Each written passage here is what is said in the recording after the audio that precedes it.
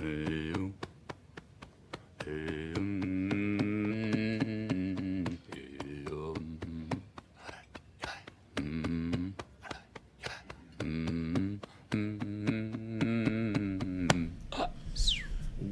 back, everybody, to the Nole Deep Dish Show, broadcasting to you from the Man Cave. My name is Nick, and with me, my co-host, Cody.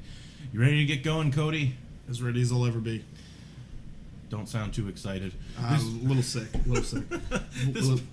We can do it, though. All right, let's get through this. This past weekend was crazy in the world of sports.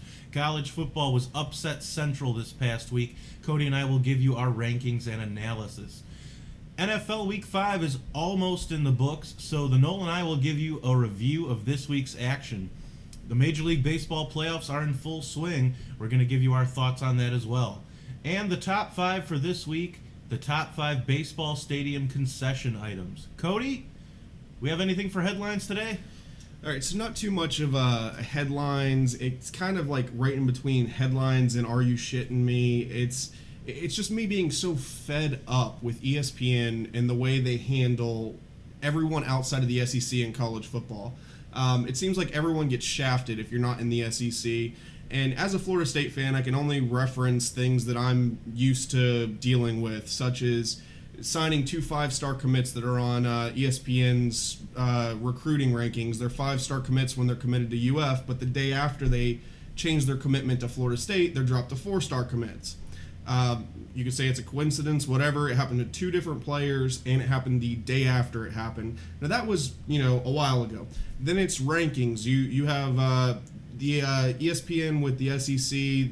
They're always saying, oh, these teams are the best teams in the country, blah, blah, blah, blah, blah. And I understand ESPN has nothing to do with AP voting and things like that, but they build a perception of these teams. They have more influence. Yeah, they're the media. They build this perception of greatness. So when a crappy SEC team loses to a halfway decent SEC team, they build it up like the halfway decent SEC team just won a championship or something, and it's really annoying. So over the weekend, there was a lot of issues with teams going down. 5 of the top 10 went down. 10 of the top 20 went down, including the headliners in the SEC.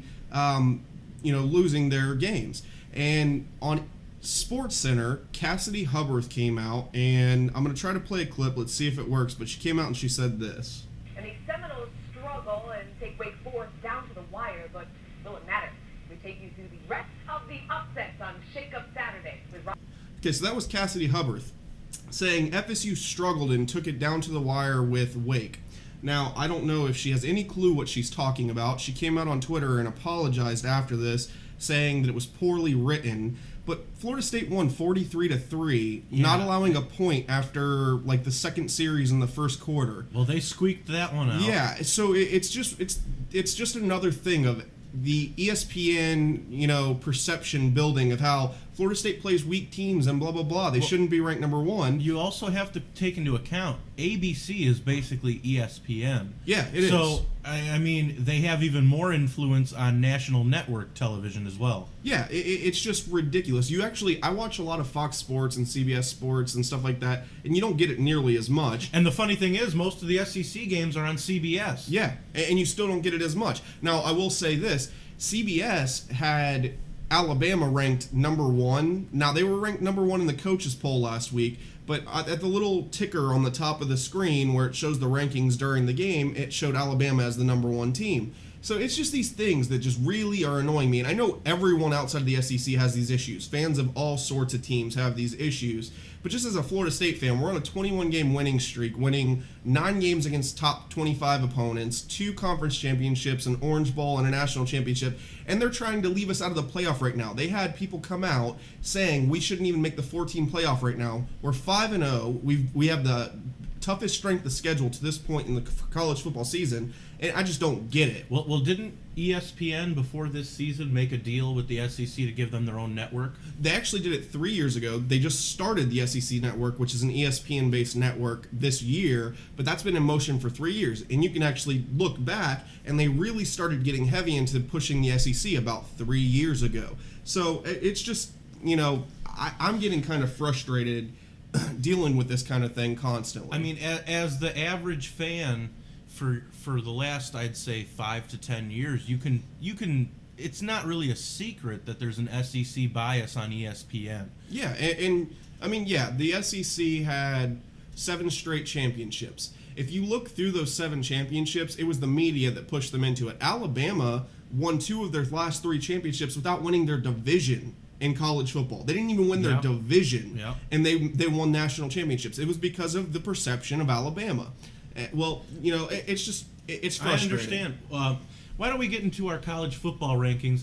Let me just break down what happened this past week real quick.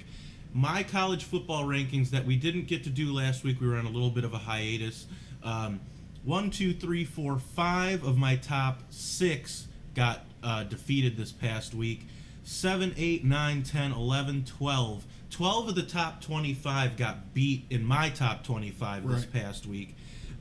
I mean, just an insane week of college football. Well, you had Oregon started off on Thursday. They ended up losing their game to Arizona by about a touchdown, I believe. And then Saturday started off with Mississippi State beating a highly overrated Texas A&M. Texas A&M's best win of the season was over 3-3 South Carolina on opening weekend. I believe it was the first big game of the season, so they got a lot of hype for that. Then Alabama lost. UCLA lost. It just all these teams that were highly touted teams that were in the playoff picture lost over the weekend. So it shook things up in the top 25. Well, number one, you know what? I don't give a shit what ESPN says. If you're, and I've said this week after week, if you're the defending national champion and you haven't lost, you don't deserve to lose. I don't care who you play. You don't deserve to lose your number 1 ranking. And it's not like they've had a cream puff schedule. Right. So I have Florida State at number 1. Yeah, I actually, this is the first week I built my own top 25 also. Nick and I we did our own top 25s.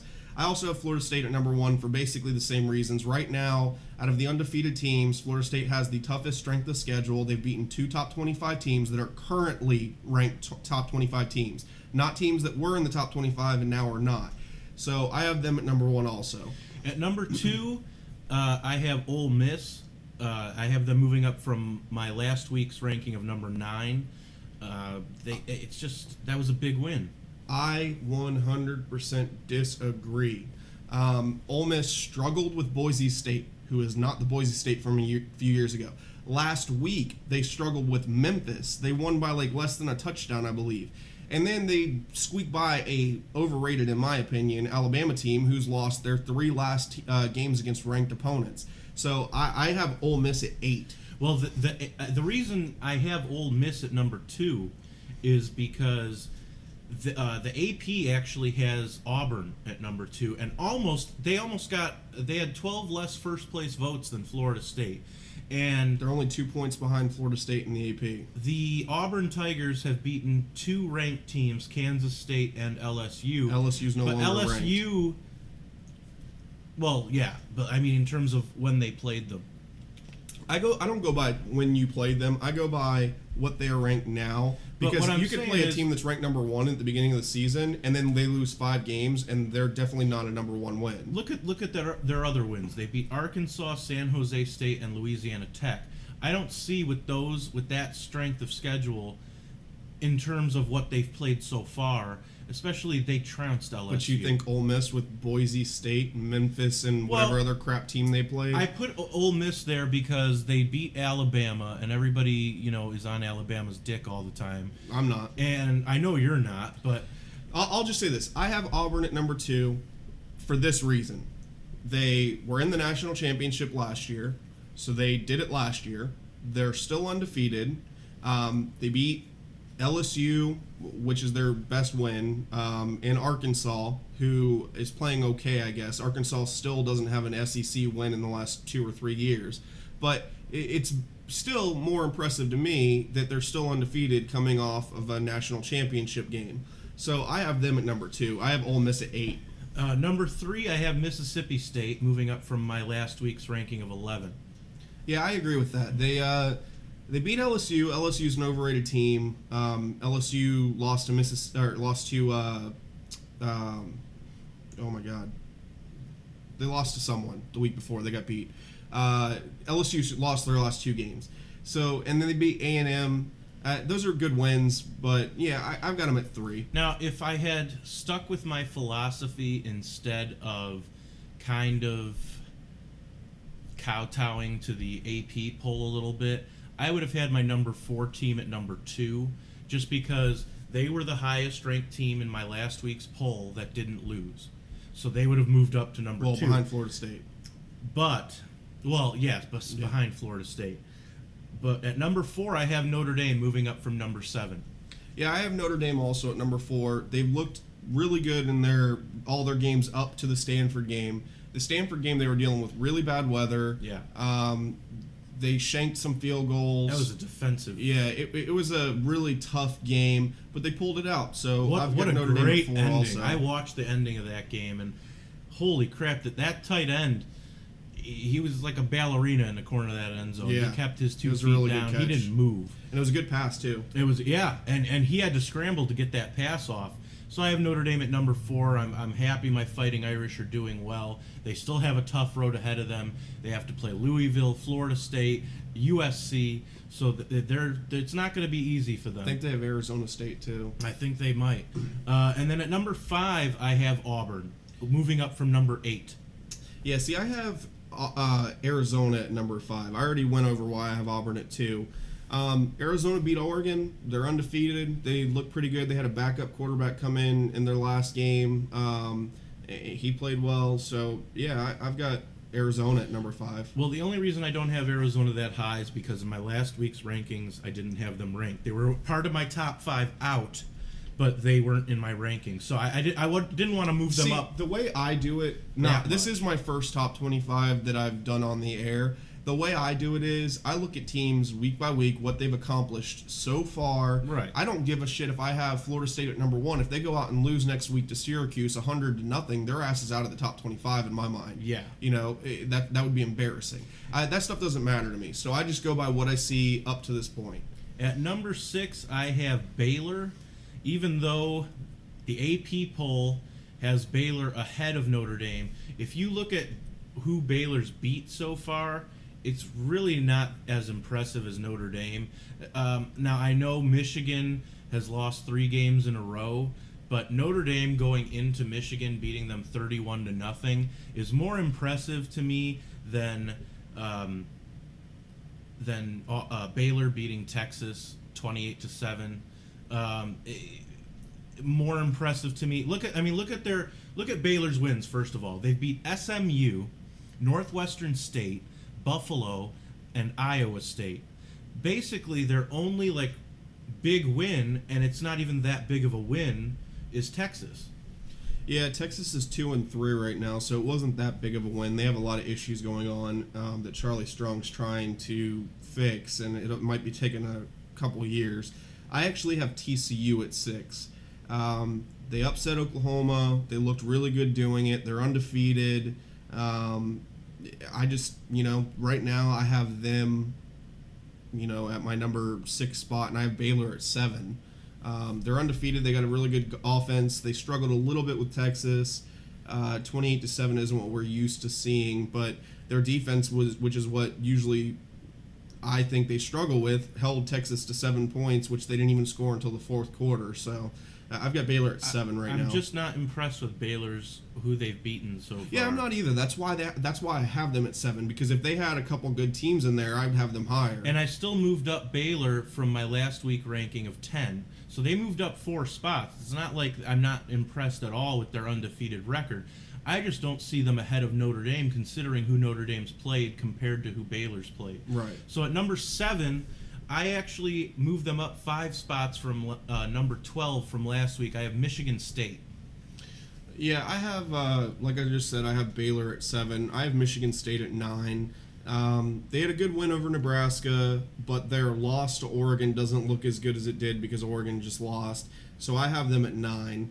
But they are a solid team. So Number 8, I have TCU, who is 4-0. I moved them up from number 24 last week, so they jumped up 16 spots for me.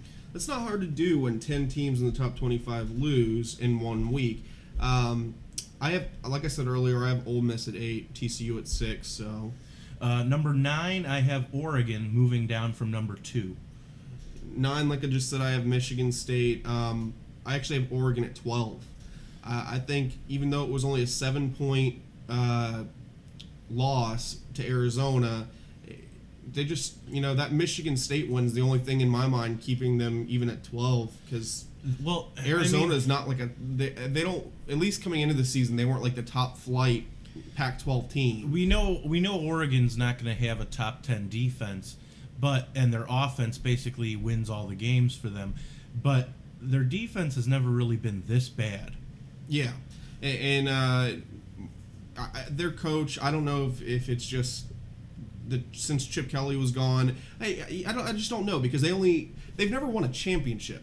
They've been to maybe 1 or 2. I know they lost to Auburn a few years ago. They're just not built to be a championship team in my mind. They've always been Cinderella, but the glass slippers never fit. Yeah, so I just, in my mind, and actually having them at 12 is kind of projecting. I think Arizona's probably going to lose a couple times, so that loss is going to look bad. And I also think Oregon's going to lose again. So I have them at 12 right now. Well, at number 10, I have moving down from number 4, I have Alabama. I have Alabama at 11.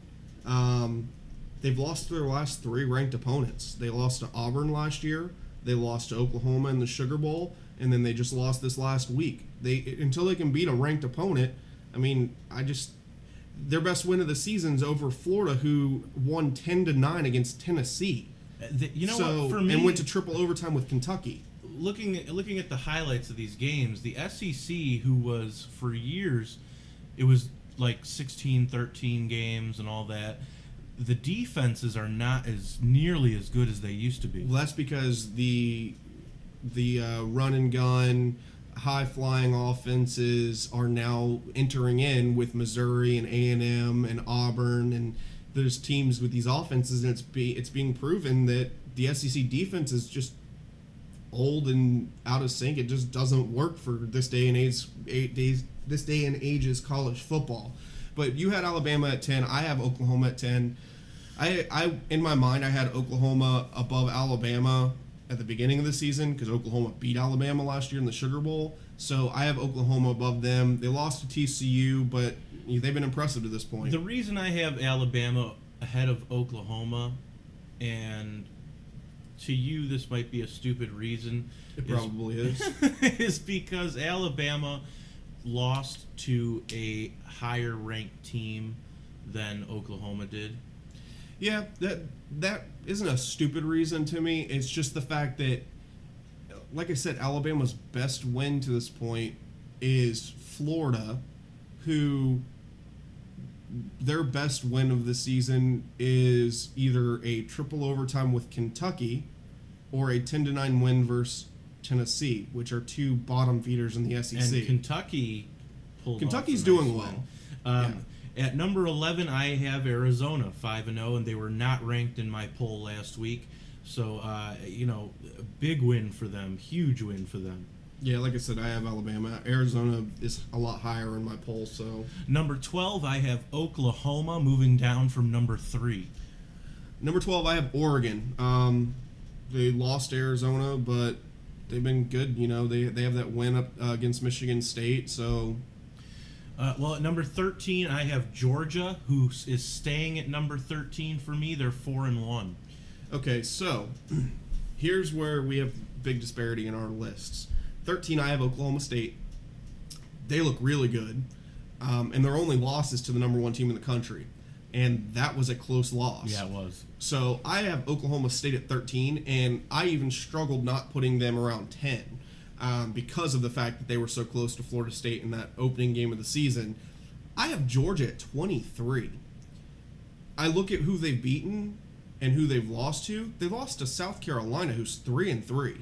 Yeah, South Carolina lost to Kentucky. So I can't have Georgia, even though they're 4-1.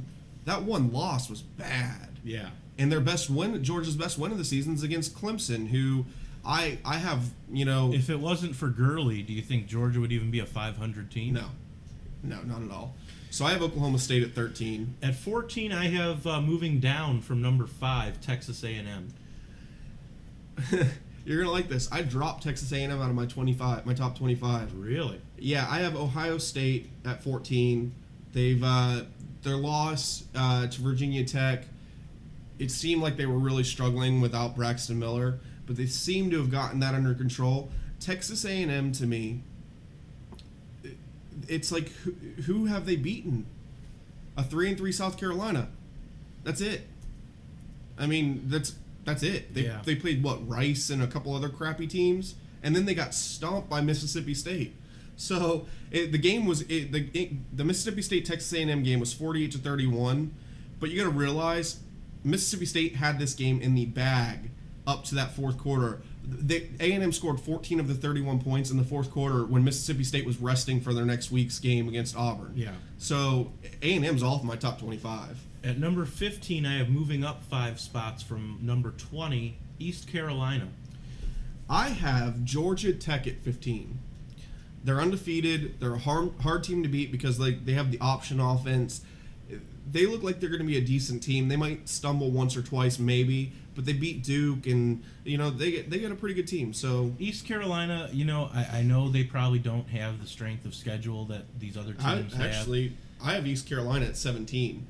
But they're 4-1. They've beaten some proven teams, and I think they deserve a mid-teen ranking.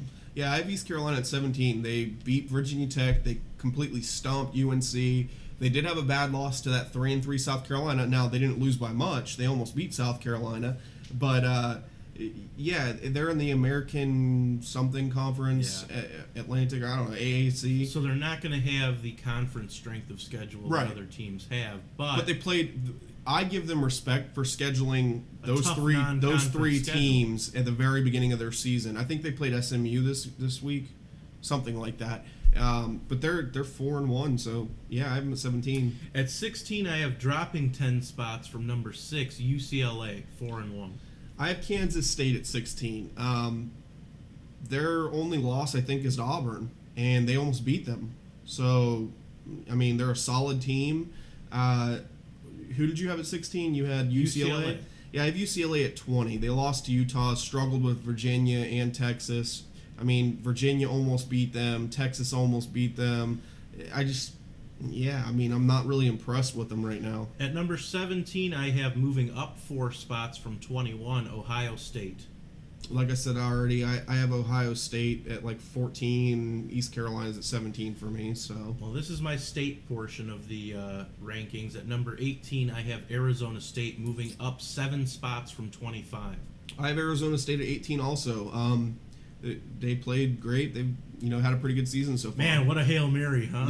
Yeah. So I give them some respect. 18. I mean, they went into USC and beat USC. Granted, it was on the last play, but they still beat USC at USC. Yeah, and USC's fallen off a little bit. I thought they were going to be pretty good after week 1, and then they lost to Boston College and Arizona State. So, at number 19, I have Oklahoma State moving up 3 spots from number 22. They're 4-1. Yeah, I have issues with you having them at 19. You're an idiot. Well, I did move them up. I think that they're low at 13 where I have them. I think they should be around 10. I think there's just so much parity in college football. Actually, if you look at it, there's so much parity in all of football, not just college, but the NFL as well. Every team has a chance to win every week, and I kind of like that. There's not that many undefeated teams left. In the NFL, there's no undefeated teams left. So, 19, I had Oklahoma State. At number 20, I have moving up 3 spots from 23, I have Missouri. I have Missouri off of my list. They lost to Indiana. Yeah. That's enough for me. And then their big win also is, I think, South Carolina, who's, again, 3-3. How many times have I said that? I've said it 3 times because, Yeah, the teams that have beaten them are above. So, I don't have Missouri on my list. What number were you at? You were at Missouri. I have number 20. 20. I have UCLA, like I said earlier. This is pretty much the not ranked last week portion of my top 25. At number 21, I have Georgia Tech 5-0. Yeah, Georgia Tech should be higher, like I have them. I have Nebraska at 21. Now, they did lose over the weekend, but they played pretty well against Michigan State. They only lost by 5 points. Amir Abdullah couldn't get his stuff together and going, so I have them at 21. You know, for me, I'm kind of old school, where like 20 years ago, teams didn't jump 15 spots in 1 week. Now, I understand that, you know, when a team has a big win over a high-ranked opponent, that people are quick to jump them like 20 spots. And for me, I just can't do that. If a team is not ranked the week before, for me, they can edge into the top 25 and then move their way up from there. But what are you going to do when 10 of the top 25 teams lose? That's not one or two. That's stuff that doesn't happen. It did this weekend. I mean, what I'm saying is, in terms of the AP poll, I was watching SportsCenter, and they said it's the first time in the history of the college football AP poll that 5 of the top 8 teams lost. Yeah, it was a crazy weekend. So, at number 22, I also have a team that I didn't have ranked last week. They were in my top 5 out, so I moved them up to number 22, Kansas State. Yeah, I have, I think I said earlier I had Kansas State a little higher at 16. I have BYU at 22. Now, this is kind of me just showing them a little respect for what they did so far this season, but they're going to fall out. BYU's quarterback's out for the season with a broken leg. They're basically going to be done. A loss, for me, I have BYU as my first team out of the top 25, just because a loss to Utah State is a bad loss. Yeah, they're 3-2. Especially with who they've beaten so far this year, Utah State shouldn't have been as much of a problem for BYU. Well, you got to realize BYU's quarterback broke his leg, so he's out for the season. He's done. You know, and their quarterback is really good. It's not like some crap quarterback, but I got them at 22. At number 23, I have a team that I also didn't have ranked last week, and I was actually surprised they're still not in the AP top 25. Louisville, I have at 5-1. Yeah, like I said earlier, I have Georgia. Louisville, I literally have as my 26th team. And it was just them suffering that one loss that kept them right out of it. But I mean, I've got Georgia the at 23. AP has Louisville at 28. Yeah, I've got them right there at around the 25 number. At number 24, I have moving down 7 spots from 17, Nebraska. See, I have Clemson at 24. Like I said, I have Nebraska at 21. I have Clemson at 24. They lost to UGA and Florida State. But the thing everyone needs to realize is, one, they took Florida State to overtime, and they did that because they had a new quarterback come in. I think if Clemson played Georgia with this quarterback they have now, I think his name's Deshaun Jackson or something like that, I think Clemson would have beat Georgia. They're putting up crazy numbers. They just killed NC State, who also gave Florida State a little bit of a struggle till the end of the game. For me, I can't put a team with 2 losses in the top 25 just yet. Maybe a week or 2 from now, but not just yet. At number 25, I have a team that I also didn't have in my rankings last week, Utah at 4-1.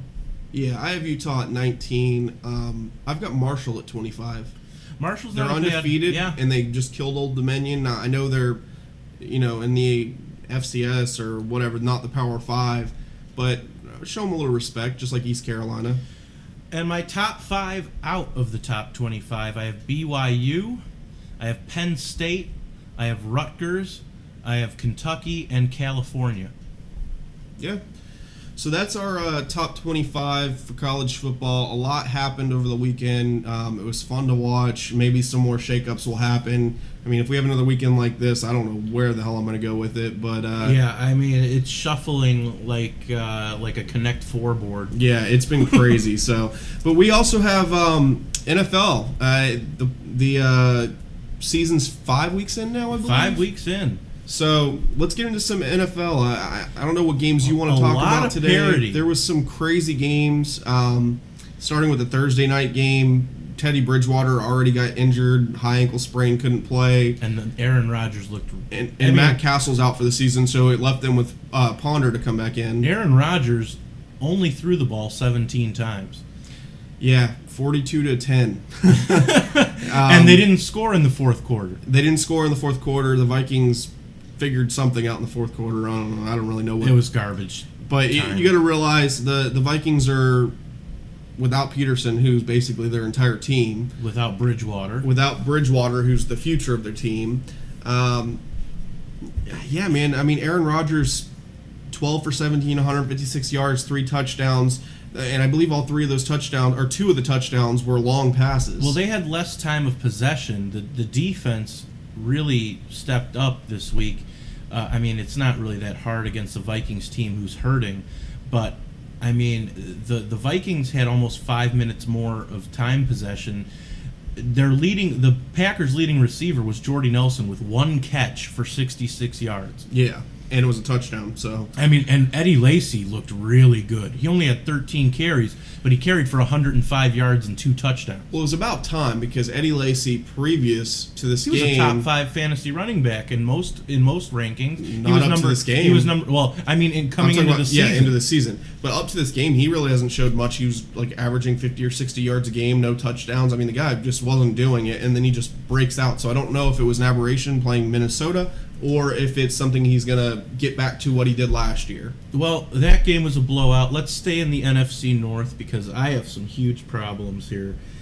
As a 3 Bear, or 4 turnovers. as a Bears fan, the Panthers beat the Bears, outscoring them 10-0 in the fourth quarter, 31-24.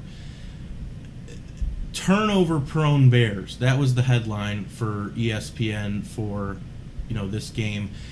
Jay Cutler threw 2 very poor timed interceptions, one in the fourth quarter, and their leading receiver, it was almost like a Bears team from 10-15 years ago when they had John Shoup as the offensive coordinator, where they would just dink and duck, because the leading receiver was Matt Forte, who had 12 catches for 105 yards, which is impressive, But when you have Alshon Jeffries, Brandon Marshall, Martellus Bennett, and your leading receiver is your running back, there's something wrong. basically the only guys that Cutler threw to were Forte and Jeffrey.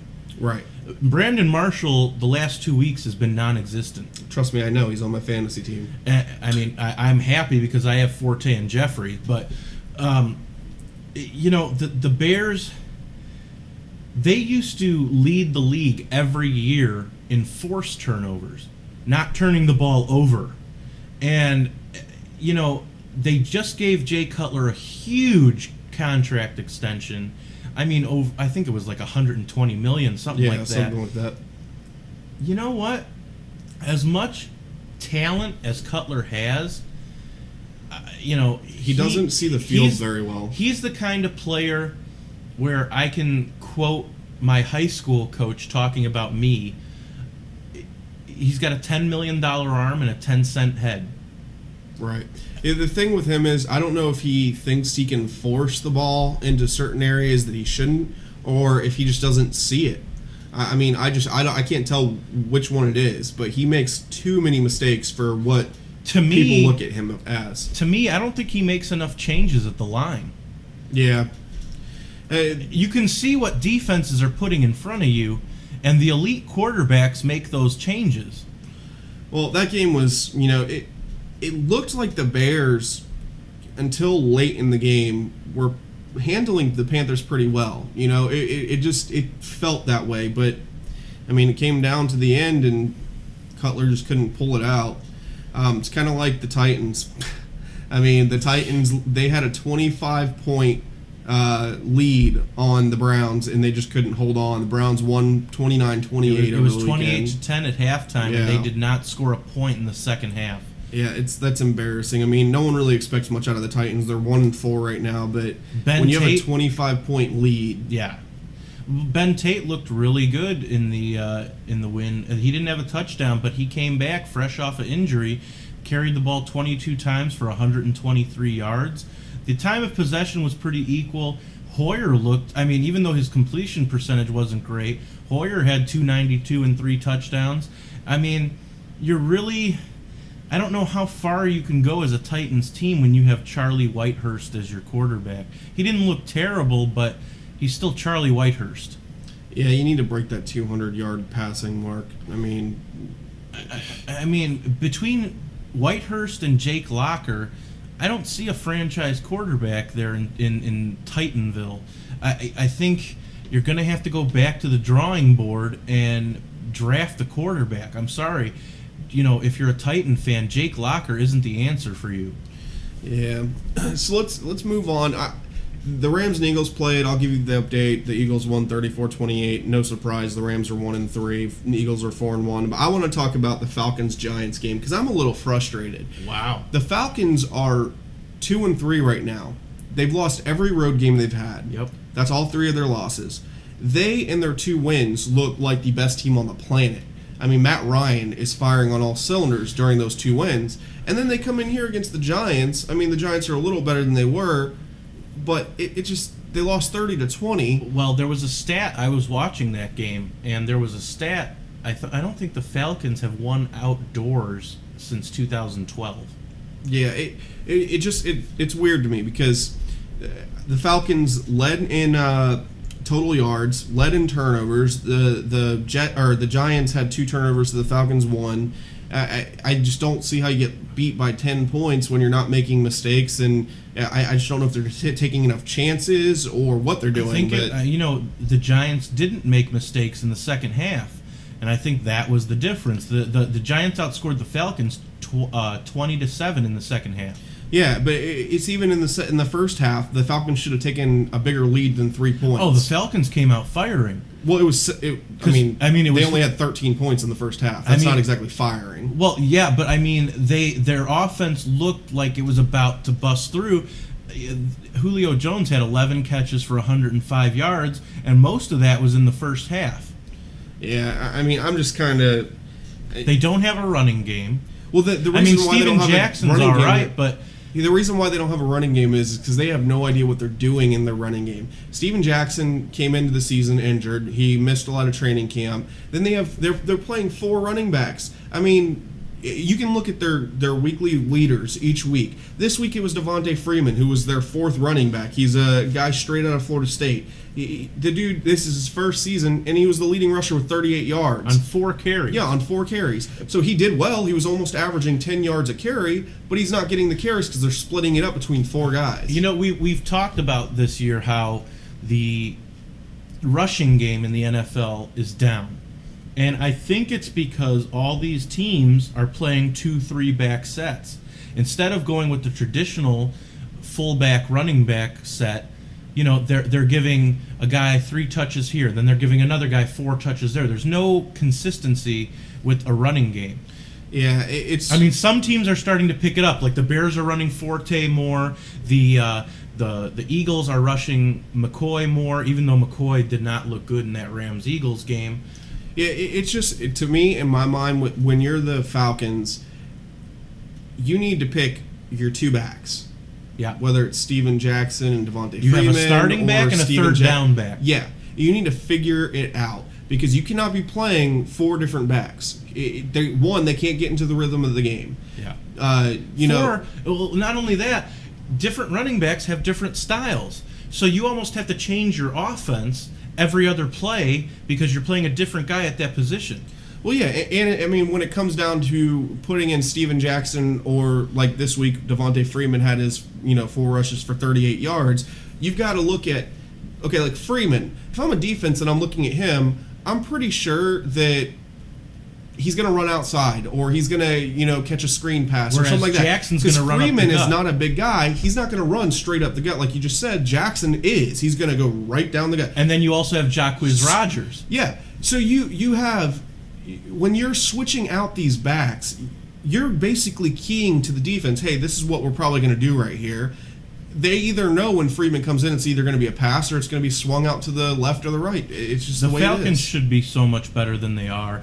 I don't think. I mean, they have the 31st ranked defense in the league. That's a big problem, and I don't see it based on what I saw yesterday in that game.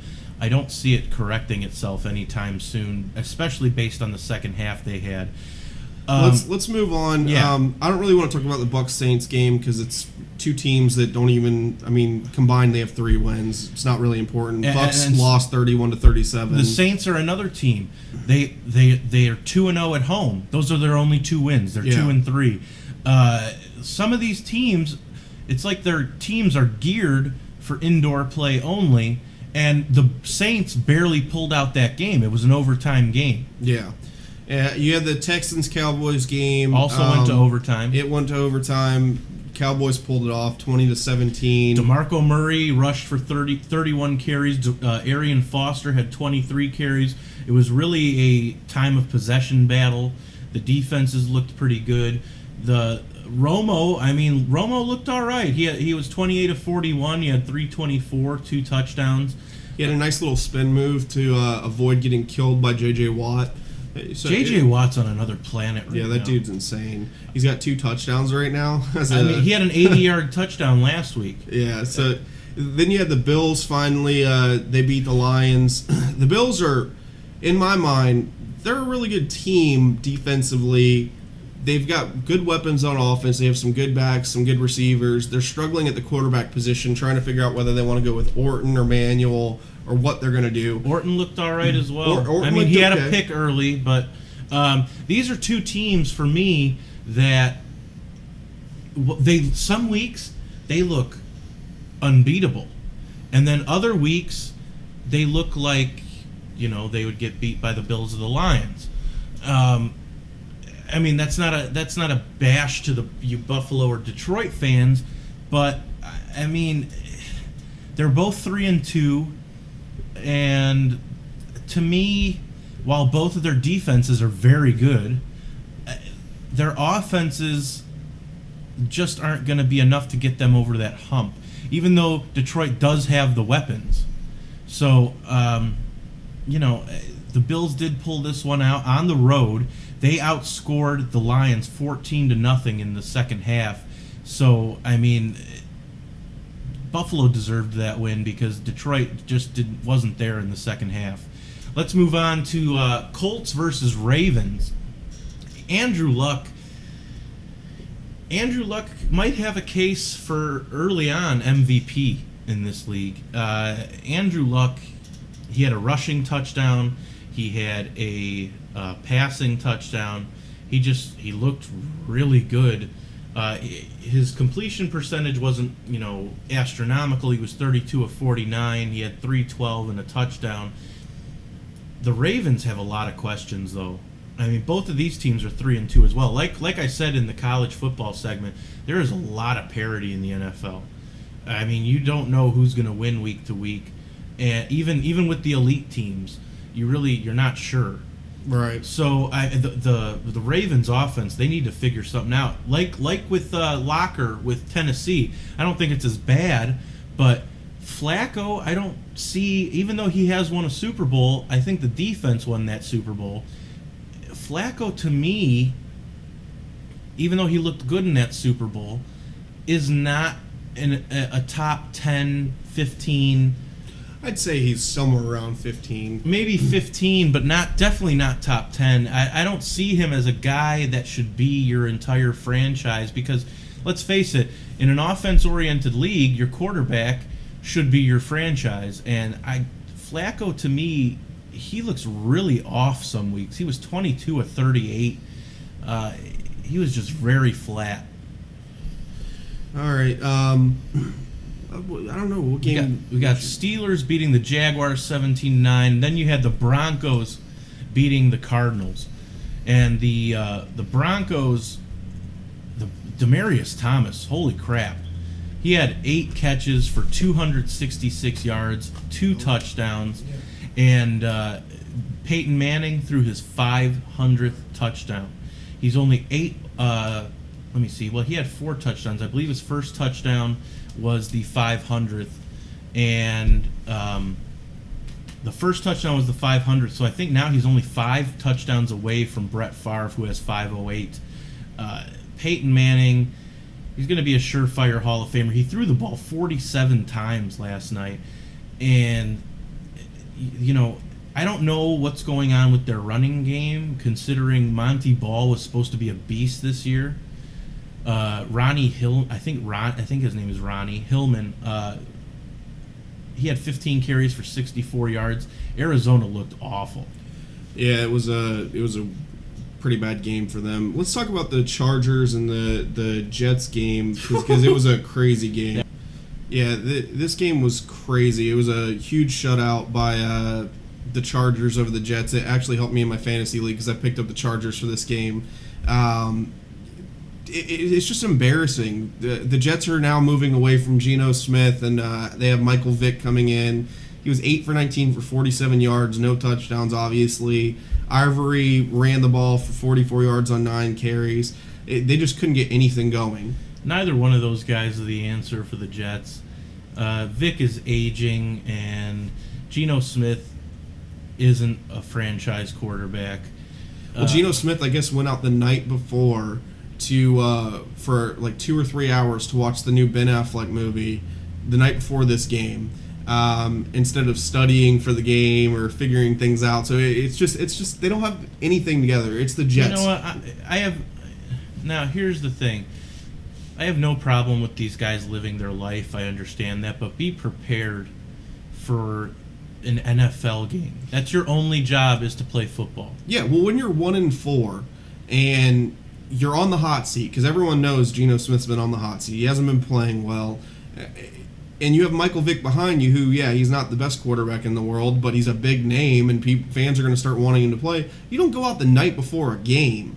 It just doesn't make any sense to me. So the Chargers look really good.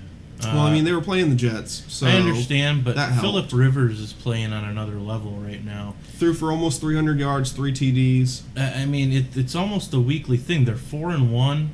They're, I believe, because Denver had a bye the week before, I believe the Chargers are a half game in first place. And the Chargers, I mean, their defense even looks pretty good. Yeah, they've been playing pretty good up to this point.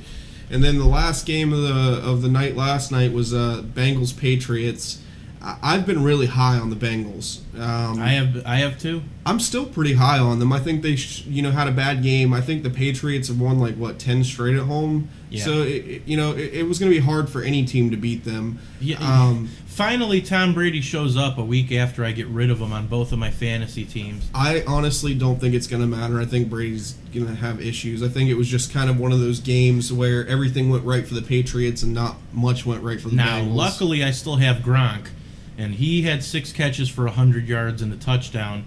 They basically didn't use him in the fourth quarter, which is fine because they were blowing out they were blowing out the Bengals. It was the Bengals' first loss, so that is the last undefeated team that went down. Yep. Week 5, no more undefeated teams. That's how much parity is in the NFL this year. One game that we didn't touch on that I'd like to really quick was Alex Smith returning to San Francisco, the Kansas City Chiefs and the 49ers. Yeah. Nice defensive battle. Smith looked good, even though the 49ers did win 22-17. They outscored the Chiefs 6-0 in the fourth quarter to win that game. Frank Gore had another nice week, 18 carries for 107 yards for the 49ers. I'm not sold on Colin Kaepernick. Yeah, I'm not either. Okay, if he would run more, because that's what he's best at, is getting out of the pocket and hauling ass, maybe. But it's like he's trying to fit into that, Well, the problem is, in the NFL, you can't be a running quarterback and last. Right. You can't. It's just not possible. Yeah, they hit pretty hard. Okay, well, it's a different game from the college game. Yeah. The college game, you can get away with that stuff. But the NFL is a different speed. And he's so inconsistent with his passing. The leading receiver last night was, I think, Brandon Lloyd. Yeah. And he had 3 catches for 76 yards. When you have guys like Crabtree Bolden and Stevie Johnson, and your leading receiver is basically your fourth guy, because Vernon Davis was a bitch again and didn't play. 3 catches for 76 yards. I mean, while that's a nice average per catch average, it's still Brandon Lloyd as your leading receiver when you have so many weapons on that team. Yeah, I think that the receivers are going to start getting a little frustrated because this isn't the first time it's happened this season. Look at how bad they looked against the Bears. Yeah, in that second half. But it's been crazy in the NFL all year long. This week started the college football, craziness. It's been weird. It's been a weird season in both pro and college football. Who do you got tonight? We have the Seattle Seahawks playing at Washington. I've got the Seahawks. I think Washington. I mean, with Kirk Cousins, Washington I think is a better team, but I just, I think Seattle's going to get it done. You know what? I'm just rooting my ass off for Seattle because I'm losing in 2 of my fantasy leagues, and I have Russell Wilson and Seattle's defense playing in one league, and my opponent has Alfred Morris and Deshaun Jackson. So I'm hoping that Seattle defense shows up, and I'm hoping Russell Wilson has a big game. And then in my other fantasy league, I have Russell Wilson and Percy Harvin, while he has Pierre Garçon, and I'm down by like 10 points. So hopefully, Seattle shows up like the Seattle that we know. Here's the weird thing between these two teams. If you look at their season leaders, right now, Kirk Cousins has better numbers than Wilson does. He's thrown for like 300 more yards, the same amount of touchdowns, and he's only been a starter for 2 weeks. Yes, but then Morris, hold on. Alfred Morris is running the ball better than Marshawn Lynch is. And their leading receiver is 200 yards above Seattle's leading receiver. The difference is Seattle's defense is that much better. Well, touching on those stats, Alfred Morris does have about 82 more yards than Marshawn Lynch. However, he's got 20 more carries. He's got 20 more carries. Now, you're right, Kirk Cousins does have more yards than Russell Wilson. He's also thrown the ball 27 more times than Russell Wilson, because it's probably just because the Seahawks have had a bye, but Cousins does have more turnovers than Wilson. Yeah, he has more turnovers, but that was all in one game. He threw 4 picks that last week. I'm saying the big difference between these two teams is going to be Seattle's defense tonight. I think that's what the big difference is. Even though Kirk Cousins can sling the ball, you got to realize with the 4 picks, the dude's only in his second game. Yeah. So I would not worry about Kirk Cousins with the 4 picks thing. I think that might be a little bit of nervousness and kind of like, oh shit, what's going on? I would be a lot more comfortable with my fantasy matchups if this was in Seattle. I think the defense would have no problem if they were in Seattle. I know a lot of people are like, well, you should play good no matter where you are. Seattle's stadium is, they're called the 12th man for a reason. Seattle, granted, Kansas City just beat, I think last week, the noise, the crowd noise record that Seattle previously held. Yeah, and Kansas City had it before them, and then back and forth. Yeah, it's going to be back and forth, but that does play a factor for Seattle. And they're 0-1 on the road, and they're 2-0 at home. I'd be a lot more comfortable if the Seattle Seahawks were at home. But that being said, I'm going to pick the Seahawks in this game, 31-16. Yeah, I would say, I'd probably say somewhere around 24-14, somewhere around there. I don't think that the Redskins are going to get off very much on offense, and Seattle just doesn't strike me as a big offensive team. So, but let's get into some Major League Baseball. It's going to be our last topic before our top 5 today. The playoffs are going on right now. Oh, it's in full swing. We didn't get to talk too much about wild card and all that because we missed last week. But let's get caught up. San Francisco beat the Pirates. Kansas City beat the A's. So now we're moving on into we've got the American League Division. Yes. So the Tigers were swept by the Orioles. And the Angels were swept by the Royals. Both teams were underdogs in those series, and the Royals just took out the best team in baseball. Yeah. In 3 games with their speed. Yeah, it's Billy Butler even stole a base last night. Even stole the base. He stole the base. So the American League, slapping the base. You had Kansas City and Baltimore move on. They both basically just cruised through. And Mike Moustakas and Eric Hosmer have looked really good in this series. They're finally starting to become the guys that their prospect level warranted. Their pitching looks good. Big Game James showed up last night, James Shields, and won the game on the mound for them. The Angels looked really flat in this series. The Royals did play 3 straight games in extra innings. I think it was like the first time, I think in history, that a team played their first 3 playoff games all going to extra innings and winning all 3. Now, in the Baltimore Detroit series, didn't they just have a game that went like 7 hours? Yeah. It went to like midnight. It was 18 innings. Yeah, it was insane. And it was over 6 hours. In terms of time, it was the longest Major League postseason game in history. In terms of innings, it was tied for the most. Yeah, it was Detroit really fighting to stay in the series, but Baltimore, finished it out. This was a lot closer series than the Royals and Angels were. Yeah. The pitching was kind of back and forth. Bud Norris had, when he was with the Astros, people were like, oh, he's kind of a middle-of-the-road guy and all that. But he's really showed up for Baltimore amid all the injuries that Baltimore's had. You got to give it to Baltimore. They've been doing it without Chris Davis. They've been doing it without Manny Machado.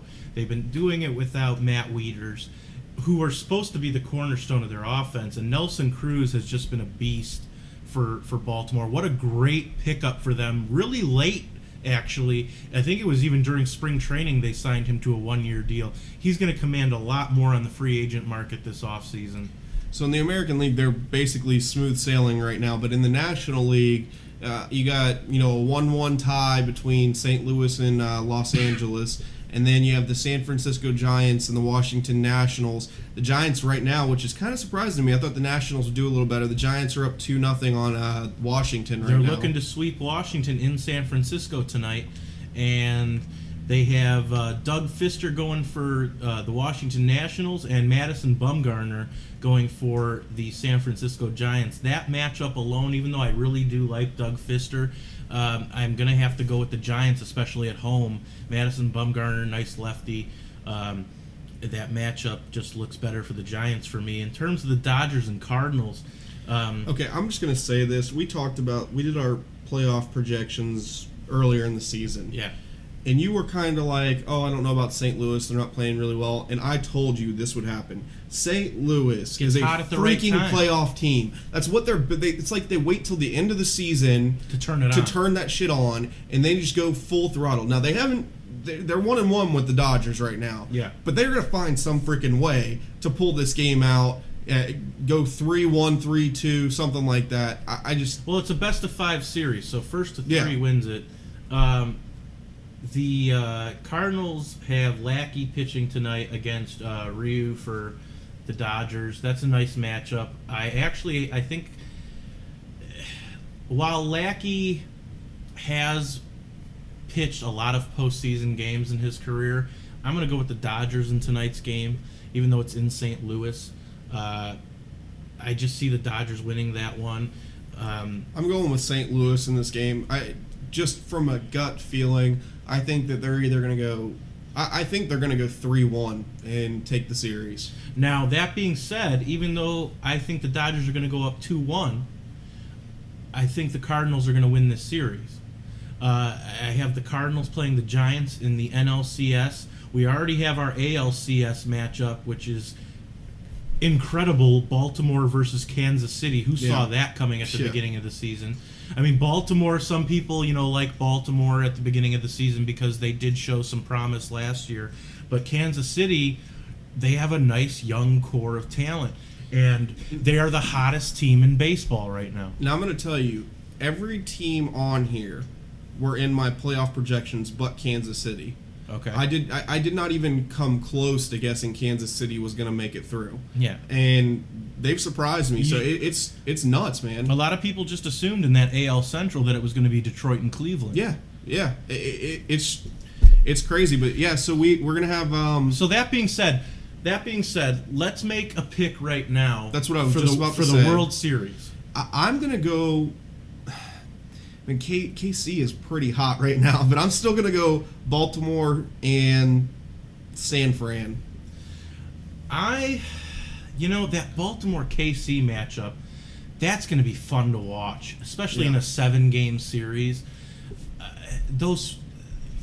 the energy in those two stadiums, from what I've watched, has just been off the charts, and especially in Kansas City, because they're excited to be there. there. They haven't been in the playoffs in almost 30 years. Yeah, they're just happy to be there. And it's a tough one to pick for me.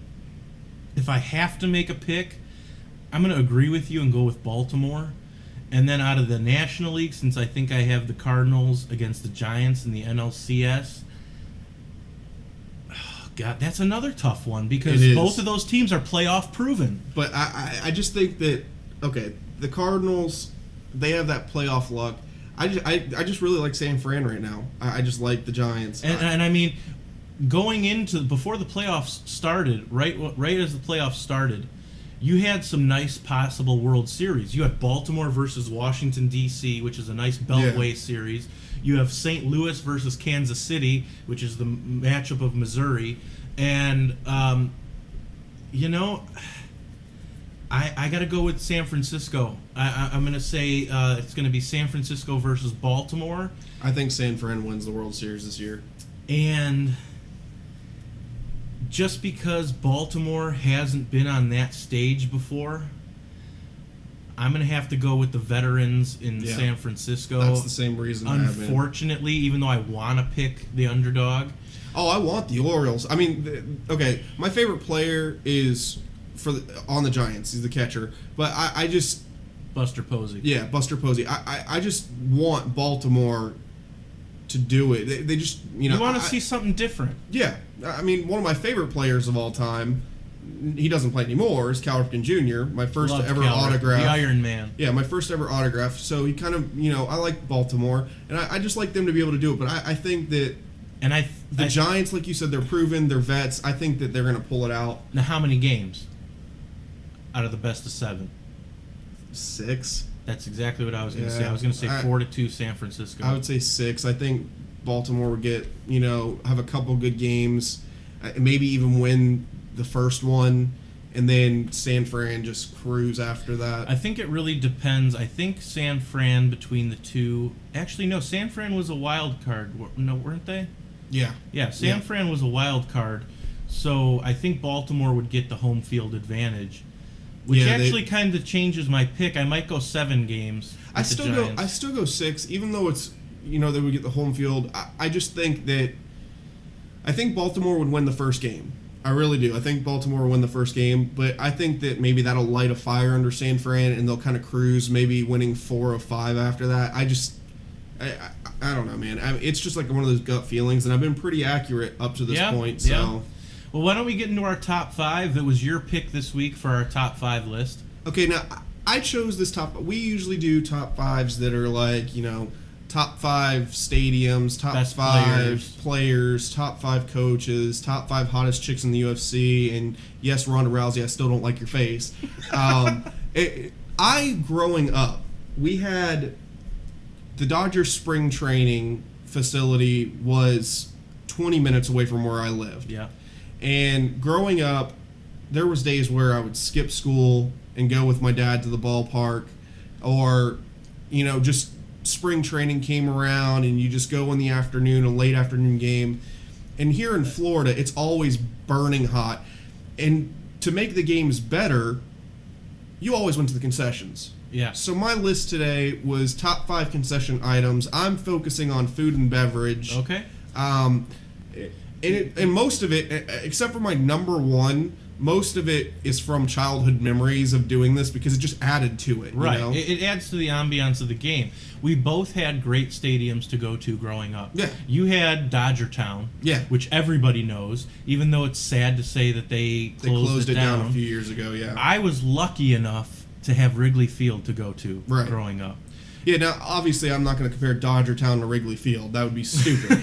But it's just when you're a kid, it doesn't even matter so much about the ballpark. It matters more of what's going on, who you're with, what you're doing. Though, adds to the excitement. Oh, when it you're does. a kid, it does. Yeah. When you're a kid, though, you don't realize that you're at that kind of ballpark. That's what I'm saying. When you're a kid, you don't realize. Now, this isn't a top 5 list from when you're a kid. I've got some things on here for adults, but now that being said, when we did our top 5 on the top 5 stadiums in baseball, like I was lucky enough to have our number one, which is Wrigley Field. Right, yeah.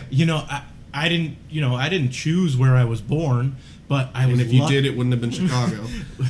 Well, the north side is beautiful, but the south side, folks. If you ever go to Chicago and you start hitting streets that are numbered, turn around and go back up north. Well, let's get into this list. I'll start off because it's right my ahead. list. So number 5, I wasn't a fat kid, but I had that fat kid mentality. Like, I was really athletic as a kid. So, but I always loved funnel cakes, man. And not every ballpark you can get them in. No. It's very Couldn't rare get 'em at actually. Wrigley. Yeah, it's very rare to actually find funnel cakes at a baseball park. I mean, at least in my experience, I've Right. been to probably 20 or 30 like professional. And it's actually a pretty and cheap minor item to league make. I'm parks. surprised more don't Yeah. do it. So I had funnel cakes at number 5 just because they're a tasty. pick. They're a tasty treat. They're a tasty treat.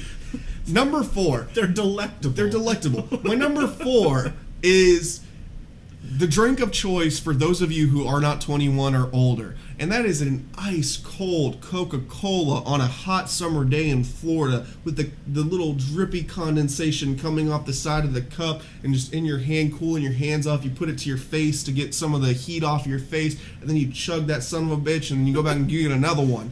Easy there, Stone you Cold. get a little caffeine injection. It's perfect.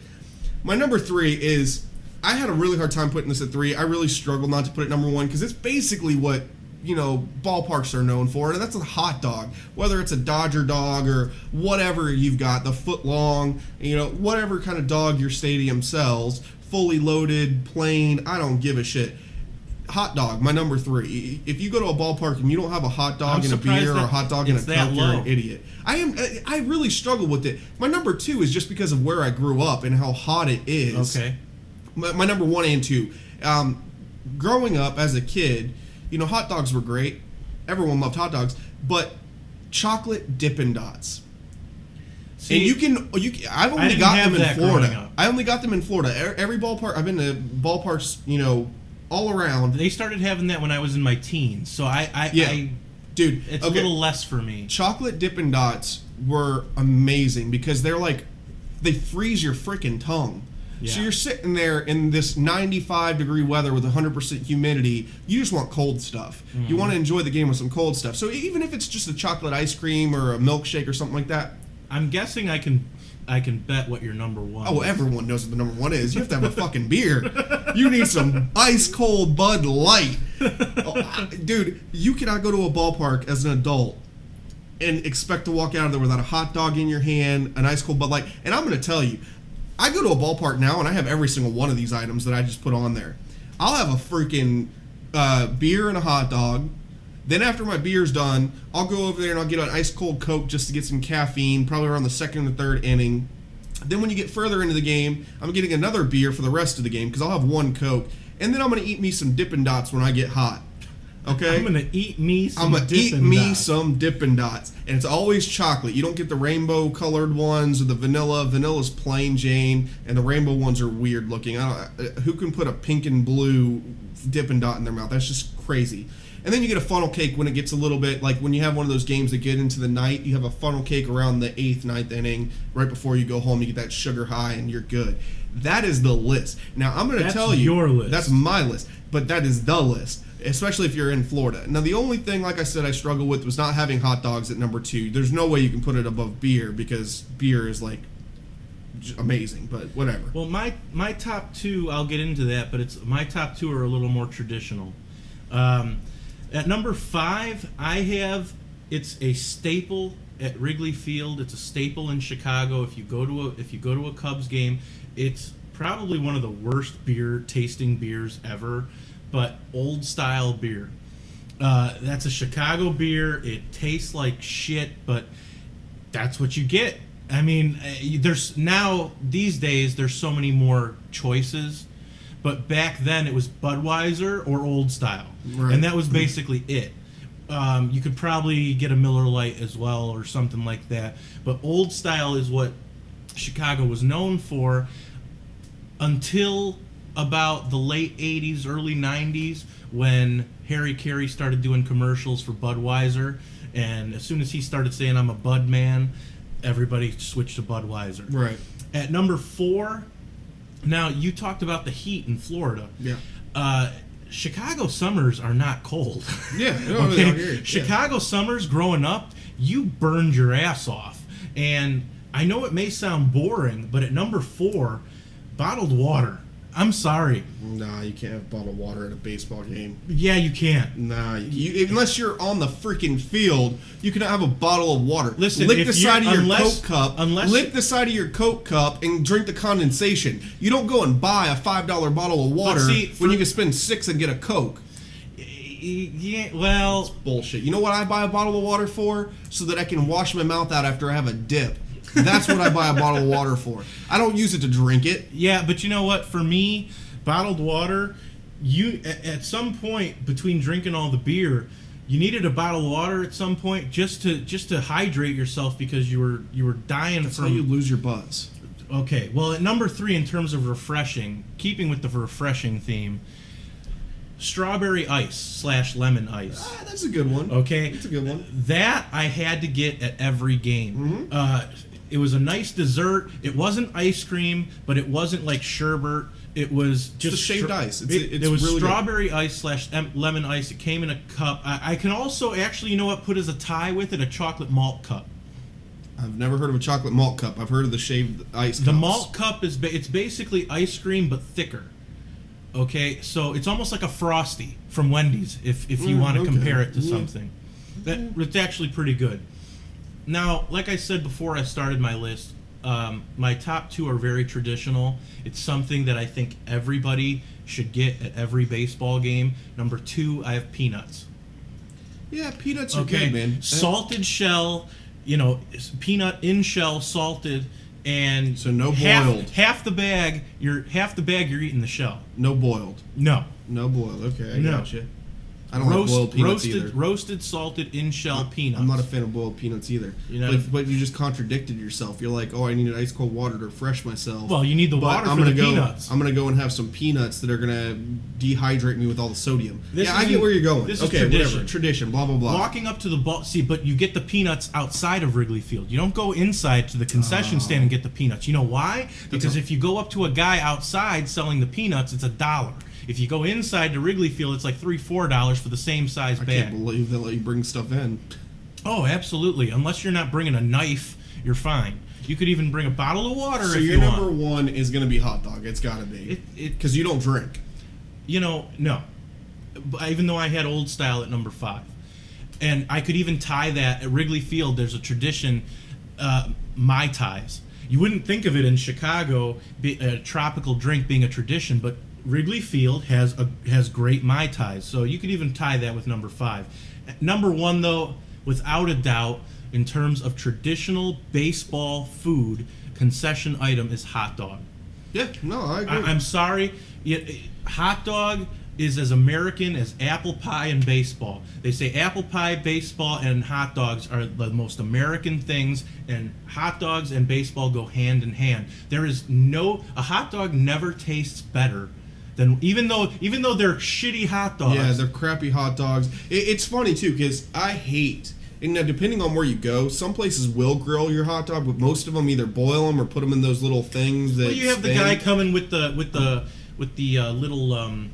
The tray that's got the foil around the dog. Yeah. And And the bun is all smushed on the Yeah. hot dog. But at the same time, I don't know if it's the fresh air combined with eating it, but there is no better taste than a hot dog. Never tastes better than when you're at the ballpark. That's definitely true. And it's really hard to argue these lists because it's usually personal preference, Exactly, and where or you grow up. experience and things like that. It's really difficult to argue these lists. You have different items in different areas. Oh yeah. And we went to a game. I almost put nachos on this list. I almost did too. I almost put nachos on here too, but I was like, nah, man, I'd have a funnel cake. But you remember the last game we went to? We went down to watch my brother's team. He plays minor league baseball for the Cubs, and we went down and we watched one of his games. And during that game, I don't know if you remember, I had Dippin' Dots. Yep. I had a beer. Yes, Although you I didn't did. have the Bud Light, I had a Corona. Yeah. And I was pissed because they ran out of lime. I mean, who runs out of lime? Seriously. I had a hot dog. And it was early in the game. And it was the beginning And of they the didn't have game. limes. And I had a hot dog. They didn't have funnel cake there, so I wasn't able to get the funnel cake because it was a minor league park. For some reason, they didn't have it, and I had a Coke. So you touched most of your list. 4 of the 5 items on my list I had, and the only reason you didn't have the 5th one, and I would have had the funnel cake. I actually went to the concessions, asked for one. They didn't have them. I bought a bottle of water to wash my mouth out from dipping. Okay. So you still bought a bottle of water, though. Well, I had to. I can't just dip and then eat a hot dog. It doesn't work like that. I'm just saying, you still bought a bottle of water. So I can't argue your list because it's we can't really argue preference. each other's list. Yeah. This is not really a debatable list. It's just giving you the insight on us when we go to a park. Because I know you, and there's one of you out there that's like, oh, I'm going to get a Snickers bar when I go to a ball game. And you're an idiot, but that's what you like. Or a veggie burger. Yeah, and you're a dumbass, but that's what you like. So you're not a traditionalist. Now, there are a couple of items that we didn't have on our list that could be put on a top 5 list of a traditional baseball Soft fan. pretzels. So I was just going to say pretzels, nachos. Yep. I mean, soft pretzels and nachos were the 2 things I left off the list.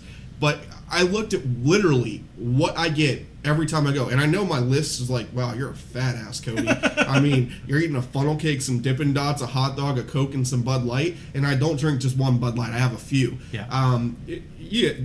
I'm at a ball game. Okay? Now, luckily for me, like we were talking about how hot dogs most times that, but in Chicago, hot dog's a big thing. So they actually have at the ballpark a really good brand of hot dog. So it actually tastes better than some other ballparks who probably get some crap hot dogs. It all depends on where you go. Because, I mean, Chicago's known for the hot dog. You go to some of these places, as is New York. You go to some of these places where, you can go to where the Marlins play, and I guarantee you get a steak there. You could probably get a quesadilla. You could even get, it depends on where you go. I know for a fact. I went to, I think it was a Dolphins game, and you had a steak. You could go to a restaurant that's at the stadium and eat a steak. So look at Toronto. They used to have a Hard Rock Cafe right in center field. And when I went to Philadelphia to watch the Cubs play, my buddies and I used to go on a road trip every year to see the Cubs play at a different stadium. We went to Philly one year to see a game at the new Citizens Bank ballpark, which was new at the time. And we didn't really get food at the stadium, but we did. You go to Philly, what are you going to get? A Philly cheesesteak. Yeah. We went and we went to Geno's, even though a lot of people told us to go to Pat's. We went to Geno's and we got a Philly cheesesteak. And because they were so busy and my friends ordered ahead of me, they never charged me for my Philly cheesesteak. So I got a free Philly cheesesteak, and they gave me a pen. Which Man. I still have.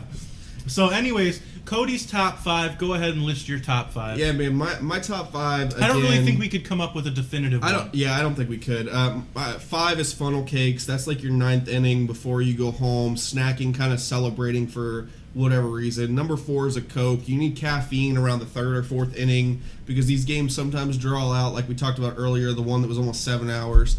Number 3 is a hot dog. You can have that anytime throughout the game. You just get up out of your seat and you go over and you eat a hot dog. They'll come to you. Yeah, or they'll come to you. Number 2, it's a very regional thing, but because of how hot it gets. No, they have Dippin' Dots at Wrigley now. I'm talking about how it's regional. Like for you, like you said, you didn't have them when you were growing up. I did. They have them now at Wrigley. It was tradition for us. Like I've been eating Dippin' Dots at a baseball field for the last 25 years. Right. So you might have been doing it for the last 3 or 4. Right. I've been doing it for 25. So Dippin' Dots, chocolate flavor. Don't buy the rainbows, or I'm going to call you a pussy. And my number 1 is an ice cold beer. You could choose any kind you want, whatever's your favorite. I usually choose Bud Light or Corona. That's my top 5 right there. My top 5, I have at number 5. Just because of tradition. Mine is a very traditional list. At number 5, I have Old Style beer, which is very Chicago. At number 4, I know you hate this, but I have bottled water at number 4.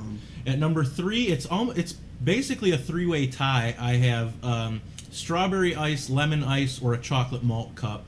And you got those little wooden sticks to basically dig the ice cream. They're a pain in the ass, out. but it's so worth it. And then you like bite on the wooden stick after you're done with it. You just kind of chew on it. It's absorbed all the flavor. Yeah, you just kind of chew on it. At number 2, I have peanuts. I'm sorry, salted in shell peanuts.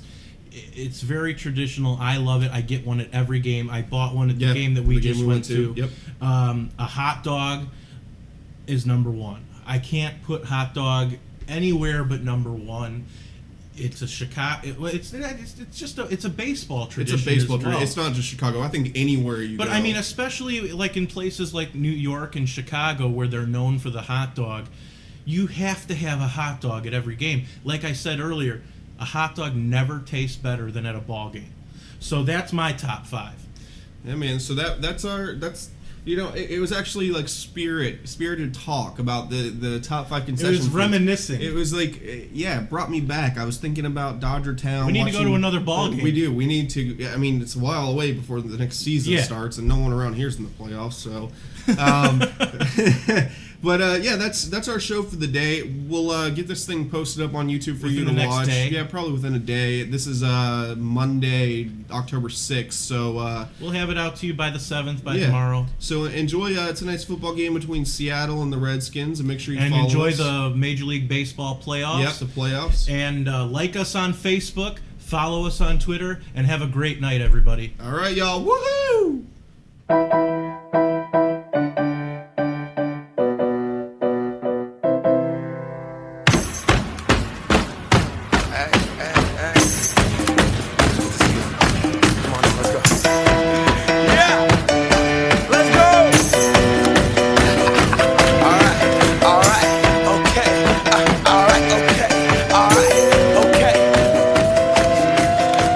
Return to the Mac. Get up what it is, what it does, what it is, what it isn't. Looking for a better way to get up out of bed instead of getting on the